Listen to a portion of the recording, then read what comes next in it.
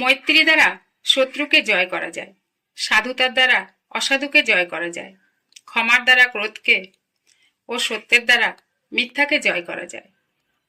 বই ভালো সঙ্গী, ভালো বন্ধু, এর সঙ্গে কথা বলা যায়।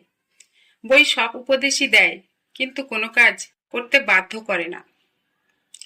মাছি মারা কেরানি নিয়ে যত ঠাট্টা রসিকতাই করা হোক না কেন, মাছি ধরা যে কত শক্ত সে কথা পর্যবেক্ষণশীল ব্যক্তিমাত্রই স্বীকার করে নিয়েছেন। মাছিকে যেদিক দিয়েই ধরতে যান না কেন, সে ঠিক সময় পড়ে যাবেই। কাউকে জ্ঞান বিতরণের আগে জেনে নিতে হবে যে তার মধ্যে জ্ঞানের পিপাসা আছে কিনা, অন্যথায় তাকে জ্ঞান বিতরণ করা হবে এক ধরনের জোর করা। মানুষের সাথে জোর করা যায় না।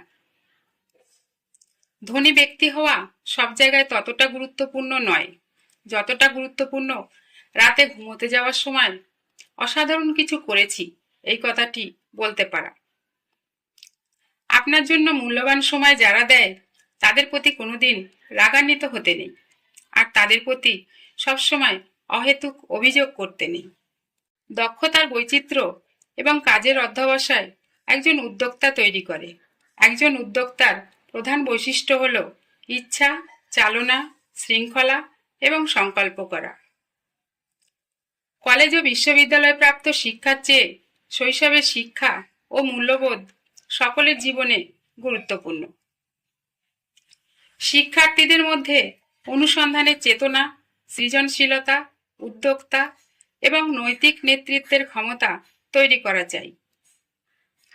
গ্রাহকের আনুগত্য পণ্যের গুণমান এবং মূল্য দ্বারা চালিত হয়। পণ্যের গুণমান এবং মূল্য কর্মচারীর উৎপাদনশীলতা এবং উদ্ভাবনের দ্বারা চালিত হয়। কর্মচারীর উৎপাদনশীলতা, কর্মচারীর আনুগত্য, কর্মচারীর সন্তুষ্টি তার কাজের পরিবেশ দ্বারা চালিত হয়। একটি উন্নত জাতির একটি গ্রহণযোগ্য চিহ্ন হল যারা নিজেদের মধ্যে তাদের বিভাজন দূর করতে কঠোর পরিশ্রম করেছেন। যদি তুমি কখনো অপমানিত বোধ করো, তবে ঈশ্বরকে স্মরণ করো, তার কাছে প্রকাশ করো মনের কথা। অপরকে সেটা কোনোদিনই বুঝতে দিও না। আমরা যখন নিজের থেকে অন্য কাউকে বেশি বিশ্বাস করি, তখনই আমরা ষড়যন্ত্রের শিকার হই। সিদ্ধান্ত নেওয়ার জন্য সময় নষ্ট করতে নেই। ঠান্ডা মাথায় ভেবেই দ্রুত সিদ্ধান্ত নিতে হয়, অন্যথায় সময় সিদ্ধান্ত নিয়ে নেয়। আমরা সর্বদা জানি কোন রাস্তাটি অনুসরণ করার জন্য সর্বোত্তম, তবে আমরা কেবল সেই রাস্তাটি অনুসরণ করি যেটিতে আমরা অভ্যস্ত হয়েছি।